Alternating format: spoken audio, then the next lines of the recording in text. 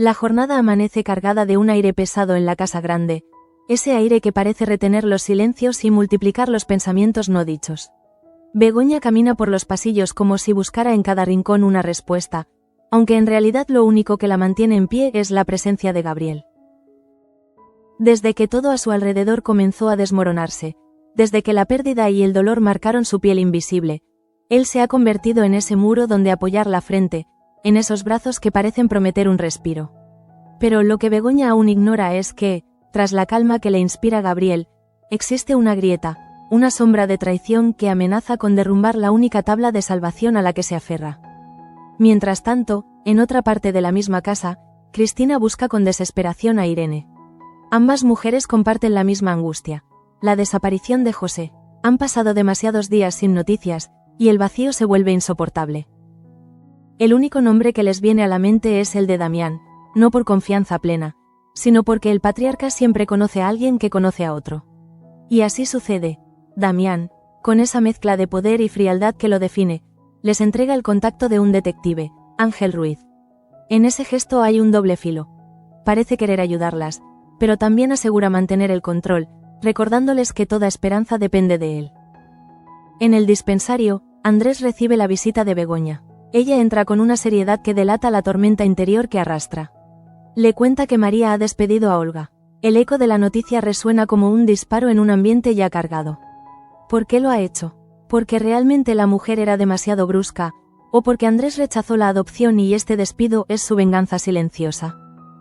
Begoña lo plantea con voz firme, pero dentro de sí lo que vibra es la certeza de que María sigue atrapada en sus demonios, que necesita continuar con la rehabilitación, no abrir nuevos frentes de odio. Andrés escucha, debate, discute, pero en el fondo también sabe que María actúa más movida por heridas no cerradas que por razones objetivas. Poco después, la cámara de la historia se traslada a la cantina, donde Tasio enfrenta la tarea más dura de su vida: organizar el funeral de su madre. Lo hace con una frialdad que desarma a quienes lo rodean. Raúl y Gaspar se acercan a él con gestos de apoyo sincero, con palabras que intentan acariciar el dolor, pero Tasio apenas responde con monosílabos, como si la tristeza le hubiera robado no solo a su madre, sino también la capacidad de mostrarse vulnerable. Sus hermanos también intentan acompañarlo, pero él se muestra esquivo, distante, congelado en un resentimiento que parece más fuerte que la propia pérdida. En paralelo, Damián se reúne en su casa con Miguel Ángel Vaca. El objetivo es claro: lograr que el gobernador recalifique los terrenos de los Merino para darles margen en la ampliación de capital. Al principio, Miguel Ángel se muestra reacio, con ese gesto de hombre consciente del peso de sus decisiones, pero la insistencia calculada de Damián, esa forma de deslizar las palabras como cuchillos cubiertos de terciopelo, acaba doblando su resistencia. Al final, acepta, demostrando una vez más que las redes de poder se mueven bajo hilos invisibles que solo unos pocos saben manipular. Mientras todo esto ocurre, Gema comparte con Joaquín y Luis lo que ha visto en casa de los Carpena. Sus palabras encienden la mecha de la ira. Empiezan a sospechar que su madre, Digna, podría estar siendo maltratada por don Pedro. La rabia se desborda en sus ojos, pero antes de lanzarse contra él, saben que necesitan hablar con ella. Y es entonces cuando Digna, manipulada y confundida, acude a la antigua casa, donde sus hijos la esperan. Allí, el muro de silencio se resquebraja. Les confiesa no solo el altercado vergonzoso con don Pedro, sino también su implicación en la muerte de Jesús. La confesión cae como plomo en los oídos de Luis, que siente que cada palabra de su madre lo hunde más en un lodazal de vergüenza y rabia. Ajena a toda esta tormenta, Claudia intenta convencer a Irene de que haga las paces con don Pedro antes de que sea demasiado tarde. La joven habla con la ingenuidad de quien aún cree en la reconciliación, sin saber la magnitud del daño que ese hombre ha causado. Sus palabras, sin embargo, hacen mella en Irene, quien finalmente decide visitar a su hermano con una propuesta: volverá a casa para cuidarlo, siempre y cuando le diga dónde está José y libere a Digna. El trato, tan arriesgado como desesperado, queda flotando en el aire, a la espera de una respuesta que podría cambiarlo todo. Mientras tanto, Marta se sumerge en un nuevo abismo. La muerte de Ángela ha despertado en ella fantasmas antiguos ligados a Fina, y el miedo la encierra en sí misma. Pelayo, incapaz de llegar hasta ella, la observa con angustia, viendo cómo la mujer que ama se disuelve poco a poco entre sombras que él no sabe disipar. Y como si todo este cúmulo de desgracias no fuese suficiente, Damián intenta un último acercamiento a Tasio. Lo busca, lo abraza con palabras que suenan a sinceridad, recordándole que siempre será un de la reina. Pero Tasio, con el dolor aún fresco, lo rechaza. No quiere saber nada de él, y más aún, lo culpa directamente del destino trágico de su madre. Ese rechazo no solo corta el aire, sino que reafirma las distancias insalvables dentro de la propia familia. En medio de tantas fracturas, la imagen vuelve a Begoña. En la soledad de su cuarto, se aferra al recuerdo del último abrazo con Gabriel. Cierra los ojos y lo revive como quien se aferra a una cuerda en mitad de un abismo. No sabe que esa cuerda está desgastada, que tras la aparente firmeza se esconde un hilo podrido por el engaño. Pero por ahora, ese desconocimiento es lo único que le permite respirar. La tarde cae lentamente sobre la finca, y con ella llegan las primeras sombras que parecen alargarse en los pasillos como presagio de lo que está por venir. Begoña se encuentra en el salón, sentada en un sillón que le resulta demasiado grande, casi como si el mueble quisiera devorarla en su pequeñez. Entra Gabriel, y el simple sonido de su voz basta para que su cuerpo se relaje unos segundos. Él se acerca, posa una mano sobre su hombro, y ella se aferra a ese gesto como quien bebe agua en medio del desierto. Para Begoña, no hay otro espacio de paz más que ese contacto. Lo que no percibe es la fugaz mirada de Gabriel hacia la ventana, un destello de incomodidad que desaparece tan rápido como aparece, un gesto que delata que algo oculta, algo que no quiere que ella vea. Las palabras de Gabriel son siempre medidas, diseñadas para ofrecer consuelo. Le habla de futuro, de calma, de que todo pasará. Pero en su tono hay un exceso de dulzura que, más que sinceridad, esconde cálculo. Begoña, sin embargo, no está en condiciones de analizar matices. Su necesidad de sentirse querida la empuja a creer cada palabra, como si fueran la única medicina contra el vacío que la rodea. La ironía cruel es que mientras más se aferra a él, más ciega se vuelve ante la amenaza que se cierne sobre su confianza.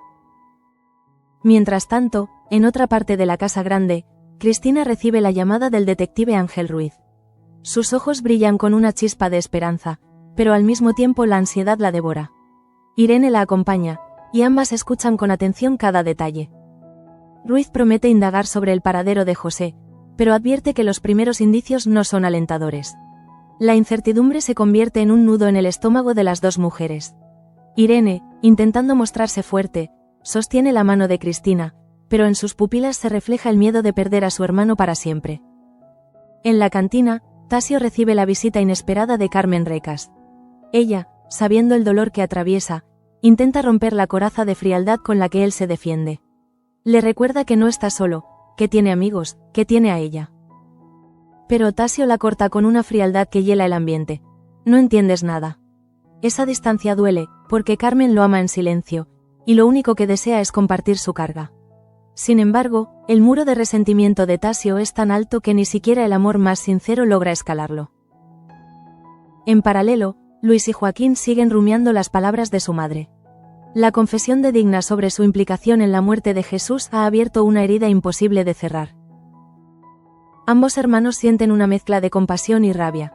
Compasión porque saben que ella vive atrapada en una relación tóxica con don Pedro, rabia porque la consideran responsable de haber permitido que su familia se hundiera hasta ese punto. Las discusiones entre ellos se vuelven cada vez más tensas, y el silencio posterior resulta más insoportable que los gritos. Claudia, sin saber el alcance de lo que se está gestando, insiste en que Irene debería tender puentes con don Pedro. Sus palabras son ingenuas, sí, pero también revelan una pureza de corazón que contrasta con la oscuridad de todo lo demás. Irene, arrastrada por esa mezcla de ternura y desesperación, termina cediendo. Va a ver a su hermano, decidida a plantear un trato que podría salvarlos a todos. Volverá a cuidarlos si él le da información sobre José y libera a Digna. La escena entre ambos es tensa, cargada de miradas que dicen más que las palabras. Don Pedro sonríe con esa mueca calculada de quien siente que sigue teniendo el control, pero no da una respuesta inmediata. Y esa demora en sí misma es una forma de poder. En el dispensario, Andrés no deja de darle vueltas al despido de Olga. Conversa con Begoña, quien se mantiene firme en que María necesita retomar la rehabilitación y dejar de usar la manipulación como herramienta de defensa. Es aquí donde se percibe con más claridad la transformación de Begoña. Mientras aconseja a Andrés sobre María, internamente proyecta en él sus propias heridas. Sabe que no puede controlar a María, pero lo que verdaderamente no quiere aceptar es que tampoco puede controlar lo que siente por Gabriel. Y así, cada palabra que pronuncia sobre la necesidad de sanar a otros, en realidad es un grito encubierto sobre su propia necesidad de ser salvada. Más tarde, Marta se encierra en su habitación, ajena al bullicio del resto de la casa. Pelayo llama a la puerta, insiste, pero no recibe respuesta. Dentro, Marta se hunde en recuerdos de Fina, en imágenes que regresan una y otra vez como si se tratara de un castigo perpetuo. Se siente atrapada en un bucle donde el dolor no deja espacio a la esperanza. Y Pelayo, impotente, se convierte en espectador de una caída que no sabe cómo detener. La jornada avanza y Damián decide hablar con Tasio una vez más. Lo encuentra solo, mirando al vacío con los ojos húmedos. El patriarca intenta tender un puente, recordarle que, pese a todo, siempre llevará la sangre de los de la reina. Pero Tasio lo interrumpe, con un tono seco y gélido. Esa sangre es la que me ha quitado a mi madre. La frase corta como un cuchillo y Damián no responde. El silencio que sigue es aún más doloroso que cualquier insulto. La atención regresa entonces a Begoña, quien en la penumbra de su cuarto abre un cajón y saca una fotografía antigua de su hija Julia. La observa con ternura y dolor a la vez. En esa mirada se percibe todo. La nostalgia por un pasado más estable, la angustia de un presente lleno de tormentas, y la necesidad de un futuro donde Gabriel sea su refugio. Pero lo que desconoce es que, mientras acaricia la foto, Gabriel mantiene en secreto una verdad que podría destrozar ese frágil equilibrio. Las horas pasan, y la noche cubre la finca con un manto de silencio. Gabriel se despide con un beso en la frente de Begoña, un gesto que ella interpreta como prueba de amor incondicional. Sin embargo, en cuanto sale de la habitación, su rostro cambia. Sus ojos, antes dulces, se endurecen, y su gesto revela la incomodidad de quien lleva sobre los hombros un secreto que no puede confesar. El engaño sigue oculto, esperando el momento de estallar, y Begoña, ajena a todo, se duerme con la falsa sensación de estar segura. La mañana siguiente comienza con un sol tímido que apenas logra atravesar las gruesas cortinas de la casa grande. Begoña se despierta con un peso en el pecho, esa sensación indefinible que mezcla cansancio, nostalgia y un miedo difuso. Lo primero que hace es buscar a Gabriel. No está, y esa ausencia se transforma en un vértigo que la sacude por dentro. Para ella, la calma solo existe si él está cerca. Sin su voz, sin sus gestos, todo vuelve a convertirse en un laberinto oscuro. Lo que no sabe es que, a esa misma hora, Gabriel se encuentra lejos de la finca, en un lugar donde sus palabras no son dulces ni reconfortantes, sino frías, calculadoras. Habla con alguien cuyo rostro permanece oculto, pero cuyas preguntas parecen exigirle explicaciones. Gabriel responde con frases rápidas, con un tono muy distinto al que usa con Begoña. Esa conversación, que el espectador apenas escucha entre susurros, basta para dejar claro que hay un secreto que él esconde, un pacto que contradice por completo la imagen de refugio que le ofrece a Begoña. Mientras tanto, en la cantina, Tasio intenta distraerse con los preparativos para el funeral de su madre.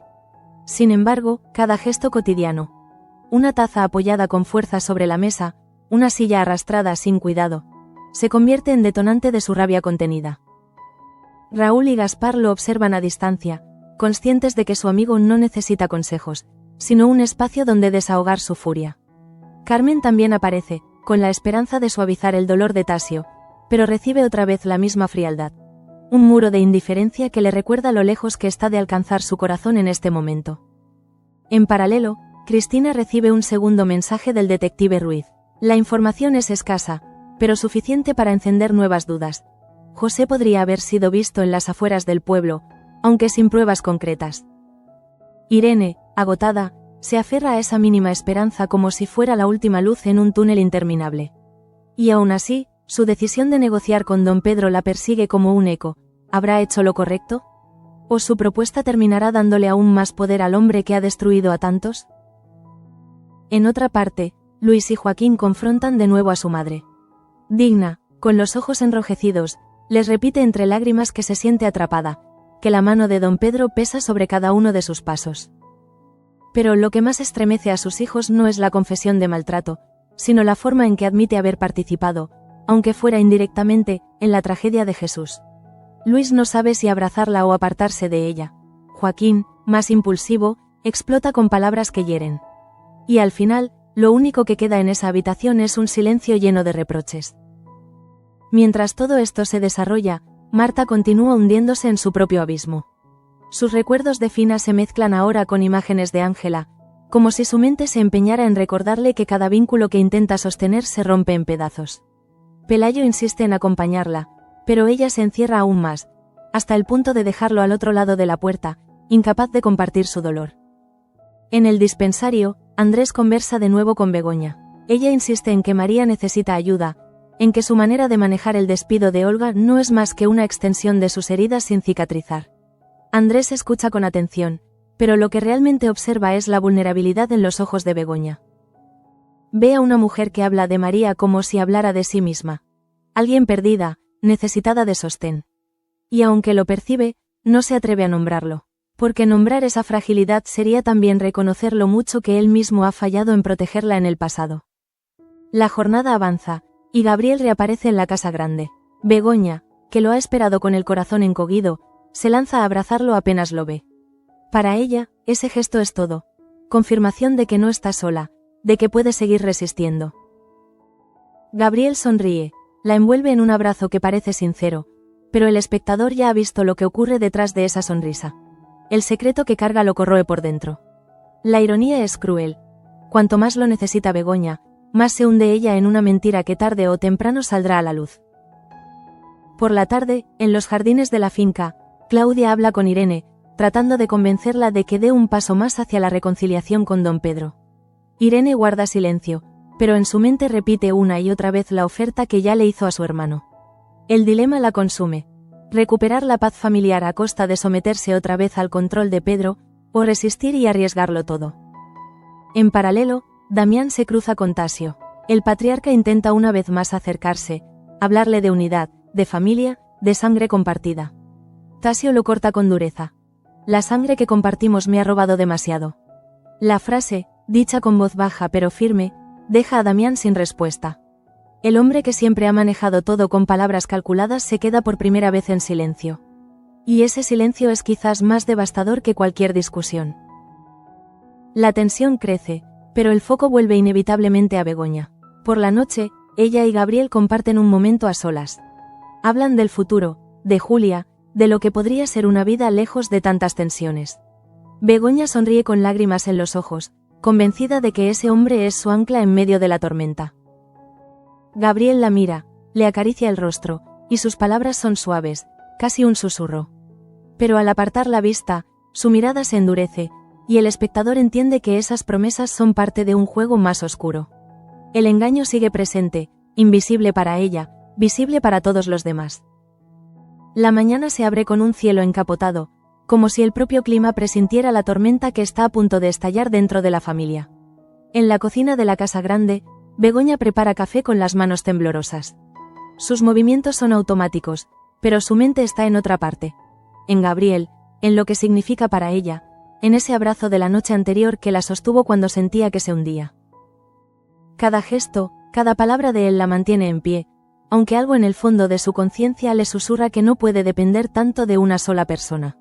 Ella acalla ese pensamiento, lo sepulta con rapidez, porque enfrentarlo sería como reconocer que su vida se sostiene en una cuerda floja. Gabriel entra en la estancia con una sonrisa. Se acerca, la besa en la frente, le dice que todo irá bien. Y Begoña, como siempre, se derrite en ese contacto. Lo que no ve es la breve tensión en su mandíbula, el rastro de un gesto contenido cuando su mirada se cruza con la de Andrés, que justo en ese instante entra en la cocina. Entre los dos hombres hay un silencio espeso, un cruce de fuerzas que Begoña no alcanza a percibir. Andrés observa, sospecha, intuye, pero calla. Y Gabriel se apresura a llevarse a Begoña de allí, como si necesitara mantenerla aislada de cualquier mirada que pudiera hacerla dudar. Mientras tanto, en la cantina, Tasio recibe a algunos vecinos que vienen a ofrecerle condolencias. Sus respuestas son secas, casi bruscas. La herida de la pérdida aún supura, y la presencia de su padre lo irrita todavía más. Damián insiste en recordarle que, pese a las diferencias, siempre tendrá un lugar en la familia. Pero Tasio lo rechaza una y otra vez. La tensión entre ambos se convierte en un duelo silencioso, donde cada palabra negada es un golpe más fuerte que cualquier grito. Por otro lado, Irene se decide finalmente a visitar a don Pedro con la esperanza de concretar el trato. Lo encuentra sentado, imponente, como un rey en su trono. Ella habla con valentía. Volverá a cuidarlo, le dará la compañía que necesita, pero a cambio debe liberarla de la angustia que siente por José y por Digna. Don Pedro escucha en silencio, con esa mueca torcida que siempre anuncia manipulación. No promete nada, pero sugiere que quizás, con el tiempo, podría cumplir lo pedido. Irene sale de allí con el alma desgarrada. Sabe que se ha vendido al hombre que más daño ha causado, pero también que no tenía otra salida. En paralelo, Luis y Joaquín discuten acaloradamente sobre la confesión de su madre. Joaquín quiere enfrentarse a don Pedro de inmediato, exigirle cuentas, romper con él de una vez. Luis, más prudente, lo frena. Teme que la violencia solo empeore la situación. La discusión se vuelve personal, con reproches acumulados que salen a la superficie. Al final, ninguno de los dos encuentra consuelo. Solo queda claro que la familia Merino se tambalea como nunca antes. Marta, por su parte, se encierra más en sí misma. Pelayo intenta distraerla, hablarle del futuro, pero ella apenas responde. Sus ojos están fijos en un punto vacío, como si no pudiera escapar de los recuerdos que la atormentan. La muerte de Ángela se mezcla con la ausencia de Fina, y cada recuerdo se convierte en un ancla que la arrastra al fondo. Pelayo, desesperado, se pregunta cuánto tiempo más podrá resistir viendo a su esposa desintegrarse frente a sus ojos. La tarde avanza, y en el dispensario, Begoña vuelve a hablar con Andrés. Sus palabras son firmes. María necesita ayuda, no castigos. Pero mientras habla, su mente se desvía inevitablemente hacia Gabriel. Se sorprende a sí misma mencionando su nombre, comparando sin querer la manera en que él la apoya con la forma en que otros se alejan. Andrés la escucha, frunce el ceño, pero no dice nada. En su silencio se esconde un mar de emociones. Preocupación, celos, y también un presentimiento oscuro sobre Gabriel. Y es que, poco después, la sombra del engaño comienza a hacerse más evidente. Gabriel recibe una carta, nadie más la ve, pero el espectador alcanza a notar el temblor en sus manos al abrirla. El contenido permanece oculto, pero su rostro lo dice todo: preocupación, rabia, y un destello de miedo. La guarda rápidamente en su chaqueta cuando escucha pasos, y vuelve a ponerse la máscara del hombre atento y cariñoso. Ese doble rostro, tan calculado, comienza a revelarse como la verdadera amenaza para Begoña. Por la noche, mientras todos parecen recogerse, Damián busca a Tasio una vez más. Quiere hablarle desde el corazón, recordarle que siempre será su hijo, que la sangre pesa más que el odio.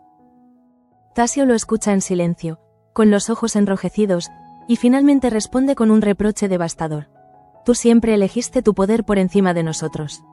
Y eso nos ha costado demasiado caro. Damián intenta replicar, pero las palabras se le ahogan en la garganta. La brecha entre padre e hijo se ensancha, y nada parece capaz de cerrarla. Begoña, mientras tanto, se recuesta en la cama. Mira el techo, piensa en Julia, en lo que ha perdido, en lo que aún sueña. Gabriel aparece en el umbral, la observa unos segundos antes de entrar. Ella sonríe, se levanta y se aferra a él como a un salvavidas. No sabe que en el bolsillo de su chaqueta, doblada con precisión, descansa esa carta que guarda la clave de un engaño que amenaza con destruirlo todo. La última parte del día cae sobre la finca con una calma engañosa. Las luces tenues de la casa grande proyectan sombras largas sobre los pasillos, sombras que parecen anticipar verdades aún no reveladas. Begoña camina lentamente hacia el salón, donde sabe que encontrará a Gabriel. Lo busca como quien busca oxígeno, como si su propia existencia dependiera de esa presencia. Y cuando lo ve, sentado en silencio con la mirada perdida, siente un alivio inmediato. Sin pensarlo, se acerca, se sienta a su lado y apoya la cabeza en su hombro. Gabriel, como siempre, responde con ternura. Le acaricia el cabello, le susurra que todo irá bien. Sus palabras parecen un bálsamo que calma momentáneamente el dolor de Begoña. Ella cierra los ojos y, por un instante, se permite creer que el mundo todavía tiene un rincón seguro para ella. Sin embargo, la cámara se detiene en el rostro de Gabriel. Su mirada, mientras la abraza, se endurece por un segundo, como si un pensamiento oscuro lo atravesara. Ese destello basta para sembrar la duda en los espectadores, ¿Qué oculta realmente? En la cantina, la tensión también alcanza un clímax. Tasio, tras una jornada de condolencias y silencios insoportables, explota finalmente. Grita, golpea la mesa, descarga toda la rabia que había contenido desde la muerte de su madre. Raúl y Gaspar intentan calmarlo, pero él los aparta con brusquedad. No entienden nada, repite una y otra vez, como si esas palabras fueran la única forma de protegerse. Y en medio de ese estallido, queda claro que su dolor se ha transformado en una coraza que lo aísla incluso de quienes lo aman. Mientras tanto, Irene regresa a su cuarto tras la visita a don Pedro. Sus manos tiemblan, su respiración es agitada. Sabe que ha hecho un pacto con el diablo, y aunque lo hizo para salvar a José y a Digna, no puede evitar sentir que ha traicionado sus propios principios. Claudia entra en la habitación y la encuentra llorando en silencio. Intenta consolarla, pero Irene apenas puede hablar. Su único pensamiento es que, en cualquier momento, don Pedro podría usar ese pacto para someterla aún más. En paralelo, Luis y Joaquín vuelven a enfrentarse. Sus discusiones se tornan cada vez más personales, con reproches que vienen de años atrás. Luis acusa a Joaquín de ser demasiado impulsivo, de no pensar en las consecuencias. Joaquín, a su vez, lo culpa de cobardía, de preferir mirar hacia otro lado. La tensión entre ellos amenaza con romper la poca unión que queda en la familia Merino. Y en ese momento, se entiende que el secreto de Digna y el control de don Pedro son solo el inicio de una fractura mucho más profunda. En la habitación de Marta, el silencio es absoluto.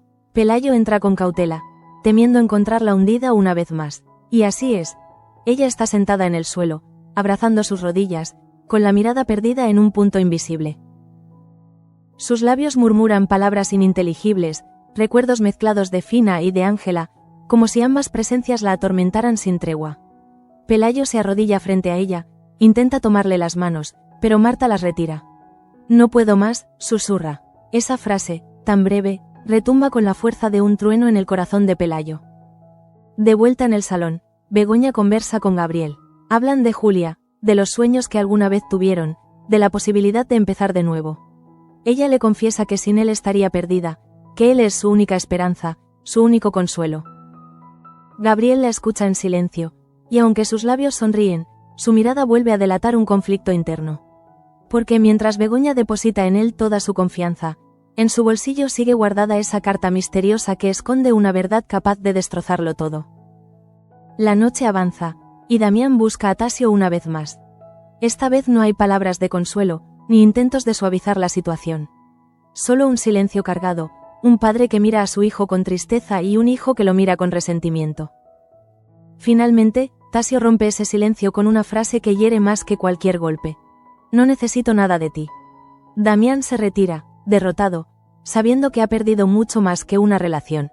Ha perdido la oportunidad de redimirse ante su propio hijo. Begoña, por su parte, se queda sola en el salón cuando Gabriel se levanta un momento. Sus ojos recorren el espacio y, por casualidad, se posan en la chaqueta que él ha dejado sobre una silla. Durante un segundo, duda. Luego se acerca, casi con culpa, y desliza la mano por el bolsillo.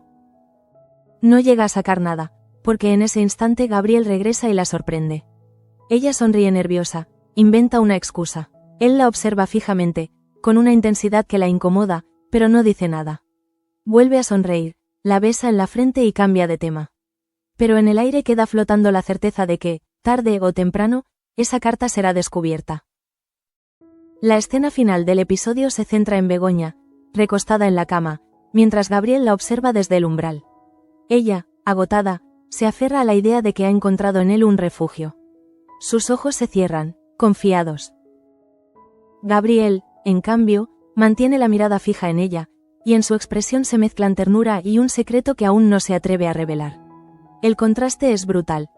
Ella duerme en la ilusión de un amor verdadero, mientras él guarda en silencio la traición que podría destruirla.